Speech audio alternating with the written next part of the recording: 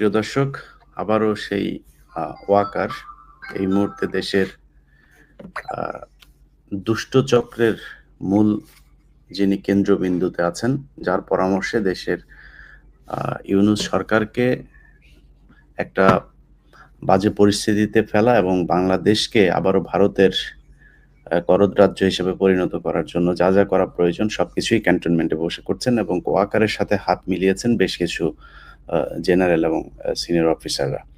যাই হোক, আমরা এই বিষয়টা নিয়ে কথা বলার জন্য খুব সংক্ষেপে আজকে আলোচনা করব। আমরা প্রথমেই চলে যাচ্ছি কর্নেল মুস্তাফিজ আপনার কাছে। আপনি এই বিষয়গুলো জানেন এবং আপনাদেরকে জানিয়ে রাখি যে উনি মূলত এই খবরটি জানিয়েছেন আমাকে। তো আমরা জানতে চাই যে কি হচ্ছে আসলে হঠাৎ করে খালেদা জিয়ার এই সরি বদমাশ মহিলার নামও মুখে আসে না। খালি শেখ হাসিনা বলতে গেলে খালেদা জিয়া চলে আসে। তো শেখ হাসিনার খালাতো ভাই, ফুফাতো ভাই আ আ তাকে ব্রিগেডিয়ার জেনারেল হিসেবে আহসানকে পদোন্নতি দেওয়া হয়েছে গতকালকে।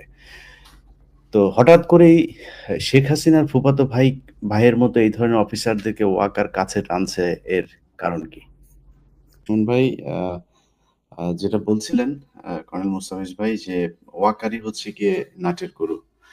তো এই যে সাম্প্রতিক কিছু ঘটনাও আমাদের সামনে এসেছে সেটা হচ্ছে মাইলস্টোনে সেনাবাহিনীর ইন্টারনাল একটা অর্ডারের একটা এসছে কালকে আমার কাছে। যেখানে উনারা অর্ডার করছেন যে যারা মাইলস্টোনের ঘটনায় সেনাবাহিনীর বিরুদ্ধে কথা বলেছে, সেনাবাহিনীর এই লাশ চুরি করার ব্যাপারে কথা তাদের অনেককে তারা বাড়ি থেকে তুলে নিয়ে আসছেন।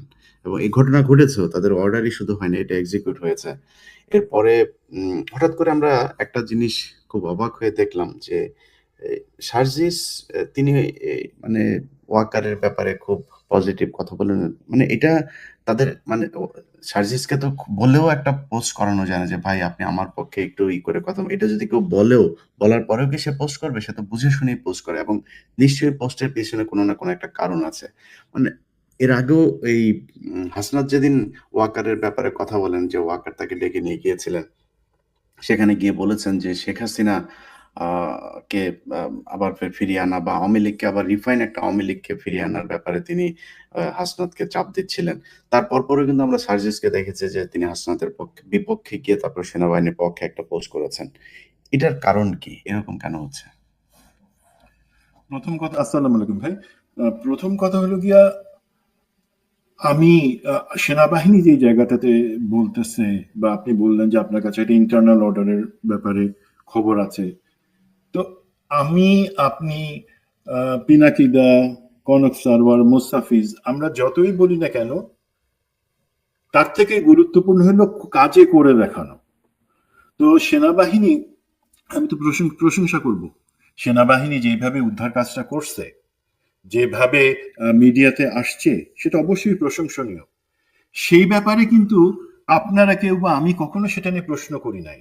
আমাদের প্রশ্ন ছিল দুর্নীতির কারণে, অদক্ষতার কারণে, এবং শেখ হাসিনার কথা জি হুজুর বলে মেনে নিয়ে আমাদের বৈমানিক শুধু না, আমাদের দেশের শিশুদেরকে, সাধারণ নাগরিকদেরকে এই ধরনের একটা পুরনো বিমান, যেটা নতুন বিমান হিসেবে কেনা হয়েছিল, সেই ঘটনা, সেটাই আমাদের সবার ফোকাস ছিল। কিন্তু সরি আমি একটু ইন্টারাপ্ট করি। সেটা শুধু এইটা না।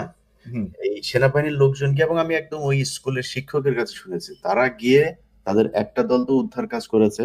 ২-৩ জন গিয়ে তারা ১ম এই তাদেরকে জিজ্ঞেস করেছে সিসি ক্যামেরার জি, ফুটেজ এটা কোথায়? সেখান থেকে তারা মেমোরি কার্ড-টার্ড যা আনার দরকার সেই হার্ড ডিস্ক গুলো নিয়ে এসছে। তারপরে জি, রাতের বেলায় কেন তাদেরকে বালতির ভিতরে করে হাড়-গোড় তারপরে এগুলো নিয়ে লাশ নিয়ে বের হতে হবে? স্টুডেন্টরা তো সেনাবাহিনী সেখানে গিয়েছে সেটার বিপক্ষে ছিল না। তারপর তাদের গায়ে হাত তুলেছে, শিক্ষকদের গায়ে হাত তুলেছে। সেই কাজগুলিও তো এই সেনাবাহিনীই করেছে। জি।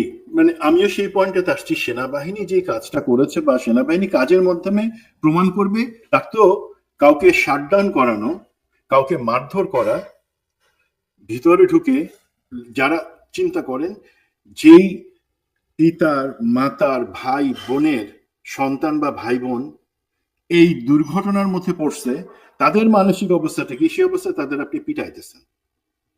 আপনাকে একটা সত্য প্রতিষ্ঠা করবার জন্য পিটানোর দরকার হয় না, কাউকে তুলে নিয়ে জিজ্ঞাসাবাদ করার দরকার হয় না, ভয় দেখানোর দরকার হয় না। আপনারা যদি ভালো কাজ করে থাকেন সেটার প্রশংসা লোকে করবে, কিন্তু ভিতরে ভিতরে আপনাদের মনে যদি কোনো সন্দেহ থাকে যে না, আপনারা যে কাজটা করতেছেন আপনারা ইমানদারির সাথে সেই কাজটা করেন নাই, এই 15 বছরে করেন নাই, এবং 15 বছরে আপনাদের অভ্যাস হয়ে গেছে লোকের মুখ বন্ধ করার জন্য, তাহলে আপনারা ভুল করতেছেন। এখন এটা হলো কি, তাদের প্যানিকের কারণে তারা করতেছে।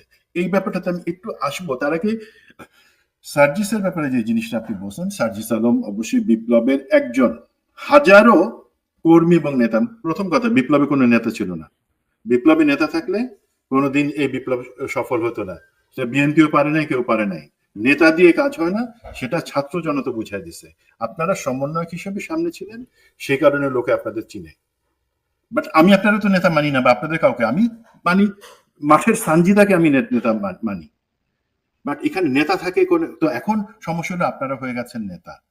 আর সার্জিস এই কথাগুলো বলতেছেন, আমি ঐক্যে বা তাদের যে একটা স্পিরিট এখন পর্যন্ত আছে, এনসিপি তো আমি বিশ্বাস করি না, ছাত্র শক্তিতে বিশ্বাস করি, তো সেইখানে আমি সেটাকে দুর্বল করতে চাই না। বাট আমি যতদূর জানি, এবং এটা ইভেন বিভিন্ন মিডিয়াতেও আসতেছে, এনসিপির শীর্ষ পর্যায়ের 2-3 জন নেতা, তারা যে আগে থেকেই কম্প্রোমাইজ ছিলেন, অথবা তারা ডিজিএফআই এর আশ্রয় ছিলেন, ডিজিএফআই এর প্রোটেকশনে থেকেই আন্দোলনের নামে সেই সময় জয়েন করছিলেন, এবং সেগুলোর ভিডিও ফুটেজ বা ছবি, সিসিটিভি ফুটেজে তারা ডিজিএফ এর মেসে কোথায় ছিলেন, কার সাথে ঘুরতেছেন, কার সাথে বৈঠক করতেছেন, সেগুলো কিন্তু এনসিপির ভিতরে অনেকে জানে, এবং দেশের জনগণ কিছু একটা অংশ জানে। আমরা এই জিনিসগুলা এখন এক্সপোজ করতেছি না, বাট আমার মনে হয় সেইটা একটা ভয়, সেটা একটা রশি তাদের কোমরে বেঁধে, সেই 2-3 জনের কোমরে বেঁধে রাখা হয়েছে, যে দেখো তোমাদের এই জিনিসগুলো কিন্তু পাবলিক যদি জানে যে তোমরা আসলে আন্দোলনের কোন পক্ষে ছিলা, তাহলে মুশকিল। সুতরাং বেশি বারবার মানা, আর মাঝে মাঝে আমাদেরকে একটু তেল দিবা, সেই কাজটা হতে করতেছে। বাট জনাব সার্জিস আলম, আপনি এখন নেতা হিসেবে প্রতিষ্ঠিত, আমি চাই না যে এই ব্যাপারে আপনার সাথে কনফ্রন্টেশনে যেতে, বাট যখন আপনাদের কোনো দুর্বলতা দেখি, তখন মনে হয় যে আসলে এখানে অন্য কিছুর ভয় বা টান আপনাদের মধ্যে আছে। আপনাদের ভয় থাকবে কেন? আপনারা এই অগ্রসেনানী হিসাবে এই বিপ্লবে ছিলেন। এখন একটু যদি আমাকে 3টা মিনিট সময় দেন, কর্নেল মোস্তাফিজ যে জিনিসগুলো বললো, সেখানে আমি ওই আহসানের ব্যাপারে কিছু, ব্রিগেডিয়ার জেনারেল হয়েছে যে আহসান, সেই ব্যাপারে তেমন কিছু বলবো না। একটা হচ্ছে সে জেনারেল মোস্তাফিজের বড় ভাইয়ের ছেলে, মানে জেনারেল মোস্তাফিজের ভাতিজা, সেই সূত্রে হাসিনার কাজিন এবং জেনারেল ওয়াকারের শালা। তার এত যে দুর্নীতি, জেনারেল মোস্তাফিজ সব কভার করেন। শুধু দুইটা আমি আপনাকে বলি, বিচারপতি সিনহা, প্রধান বিচারপতি সিনহাকে যখন চাপ দিয়ে তাকে দেশ থেকে বাধ্য করা হইলো এবং পদত্যাগে বাধ্য করা হইলো, এই কাজটা ডিজিএফআই এর হয়ে এই ভদ্রলোক করছিল, দেন কর্নেল আহসান। 1 নাম্বার। 2 নাম্বার জিনিস হলো, এই এসআইবিএল ব্যাংক যেটা দখল করলো এসালম গ্রুপ, সেটার দখল সে করাই দিচ্ছিল এই অফিসার। এখন এই ধরনের অফিসার মুস্তাফিজের পয়েন্ট অফ ভিউ থেকে বলছে, তারাই প্রমোশন পাচ্ছে, whereas যারা হাসিনার সময় বিভিন্ন ধরনের শাস্তি পাইছে অন্যায়ের প্রতিবাদ করবার জন্য, তাদের কাউকে একজনকে, আমি এখন পর্যন্ত যে লিস্ট দেখলাম, তাদের কাউকে তো প্রমোশন দেন নাই। কি অজুহাত? তারা কারণ শাস্তি পাওয়ার সাথে সাথে তারা পয়েন্টে বা ট্রেসে পিছনে চলে আসে, বলছে না তাদেরটা বিবেচনা করা হবে না। কেন বিবেচনা করবেন না আপনারা? এর মাঝে ইমরান ইবনে রৌফ, ইলিয়াস, আপনার প্রোগ্রামে আমরা আলাপ করছিলাম, সে শুধু এনটিভি ভবনে আগুন লাগানো, হেফাজতে মানে শাপলা চত্বরে গুলি করে শত শত মুসল্লিকে বা নিরীহ ছেলেকে, মাদ্রাসার ছেলেকে মারা, দেন কোর্টের সামনে 7 মার্ডার বা অপহরণ, সেটা, এই ধরনের অনেক কাজে জড়িত, যেই ব্যাপারে জাতিসংঘ এবং আন্তর্জাতিক মহলেও প্রশ্ন আছে বলে তাকে প্রমোশন হাসিনাও দিতে পারে নাই, হাসিনার প্রিয় লোক, তাকে এখন আপনি প্রমোশন দিচ্ছেন on retirement, say brigadier general হবে। তো এগুলা, এই পুরস্কারগুলো কেন দিতেছে? আপনার আমার রাগ হওয়ার কথা, বাট এই রাগের পিছনে আমি বলি আসলে আর জাতির জানা উচিত আসলে কি হয়েছিল। 5ই আগস্ট আমাদের যেই বলেন যে ছাত্র জনতার সাথে সেনাবাহিনী হাত মেলায় বিপ্লবের নেতৃত্ব দিয়েছিল, হাসিনাকে দেশ ছাড়া করছিল, আমি বলি যে প্ল্যানটা ছিল সেই অনুযায়ী হাসিনার কখনোই 5 তারিখে যাওয়ার কথা ছিল না।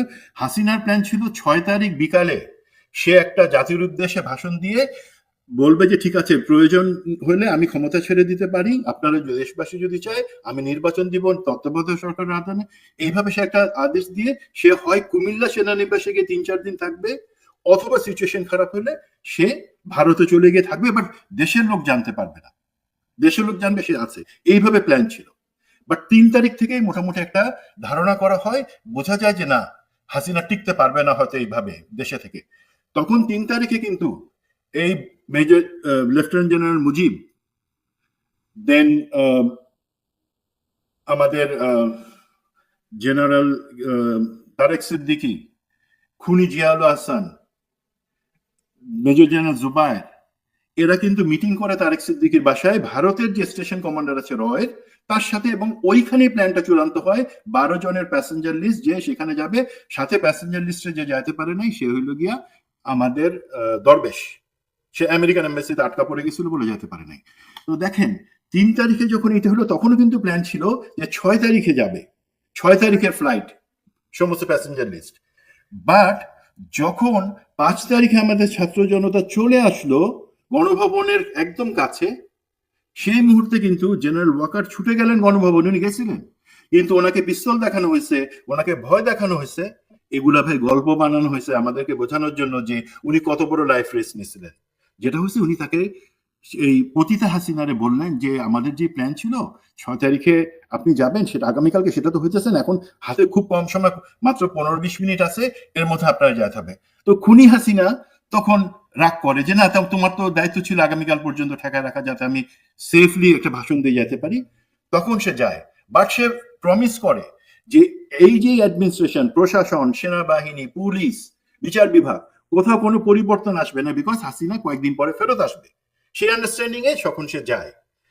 এখন সমস্যা হয়ে গেল কি ভাই, যাদেরকে তারপরে জেনারেল ওয়াকার বিভিন্ন সময় চাকরি থেকে 5 তারিখের পরে চাকরিচ্যুত করছেন, অথবা এই যে দেখেন মেজর জেনারেল সারওয়ার, তাকে 10 লিভ থেকে নিয়ে কিবোর্ডে দিছে।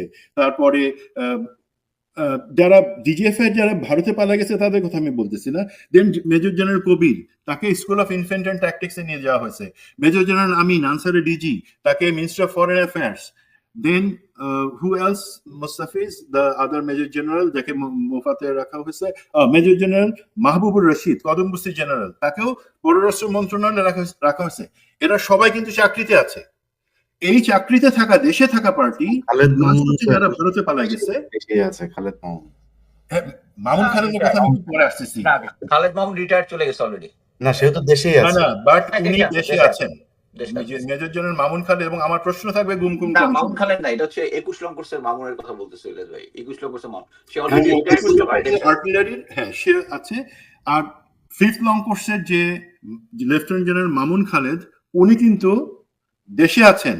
গুমকুম কমিশন চিল্লাইতেছে যে তাকে কেন, আমরা কেন লোকদের দেওয়া হলো না। আরে ভাই, অ্যাটলিস্ট লেফটেন্যান্ট জেনারেল মামুন খালেদকে আপনারা কার্যকরী ব্যবস্থা নেন, তারপর বাকি কথা। তো যেটাতে আসতেছিলাম, এখন এই পার্টি যারা ভারতে পালা গেছেন, 2 জন আছেন দুবাইতে, এবং যারা দেশে আছে তারা কিন্তু সার্ভিং এখনো চাকরিরত, বাট তাদেরকে একটু কোনায় সরায় দেওয়া হয়েছে।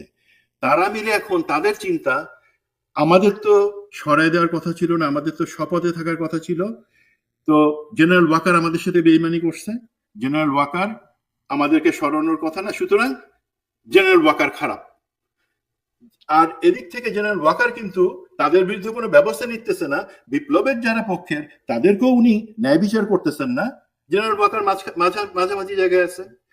আর এই যে গোষ্ঠী যারা হাসিনার পালিত, এখনো বাংলাদেশে চাকরি করতেছে, সেনাবাহিনীতে বসে আছে, এবং অথবা সেনাবাহিনী বাদে অন্যান্য tea board, general server tea board আছে, তারা করতেছে কি, ঘুট পাকাইতেছে। ঘুট পাকায় জেনারেল ওয়াকারের উপর প্রেশার দিতেছে যে তুমি অনেক করছো আমাদের সাথে অন্যায়, এখন বিপ্লবের পক্ষের কেউ যাতে না আসে, অ্যাটলিস্ট 5 বছর পরে যাতে আমরা সেফ থাকি, তোমাকে আনতে হবে কাদের, সামনের দিকে প্রমোশন দিতে হবে। এই যারা হাসিনার পালিত, যারা গুম খুনের সাথে জড়িত, যারা অর্থ কেলেঙ্কারির সাথে জড়িত, ব্যাংক বেচাকেনার সাথে জড়িত, তাদেরকেই তুমি দাও। বাকি কে কি বলতেছে সেগুলা মাথায় নিও না। এই হচ্ছে সিচুয়েশন, যে আমরা পুরাটা সত্যি যখন জানি, বুঝবো যে কখনো অ্যাকচুয়ালি কেউ বিপ্লবের পক্ষে এসে দাঁড়ায় নাই। শুধু গা বাঁচানোর একটা সময় ছিল, তারা সেই গা বাঁচাইছেন সেই সময়, বিপ্লব বাংলাদেশের জনগণ আনছে। আপনি জেনারেল ওয়াকার কাছে জিজ্ঞাসা করেন আপনি কি বিপ্লব আনছেন, উনি কিন্তু বলবেন না। উনি বলবেন না আমি সংবিধান রক্ষা করছি।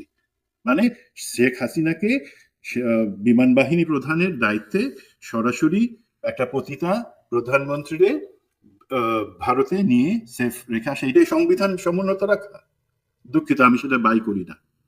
তো এই জায়গাগুলো যদি আমরা বুঝি তাহলে বুঝবো যে আজকে যে অন্যায় বিচার আমাদের প্রত্যাশা অনুযায়ী সেনাবাহিনী বা প্রশাসনে বিপ্লবের পক্ষের লোকদেরকে এখনো দাবায় রাখা হইতেছে, বিশেষ করে সেনাবাহিনীতে।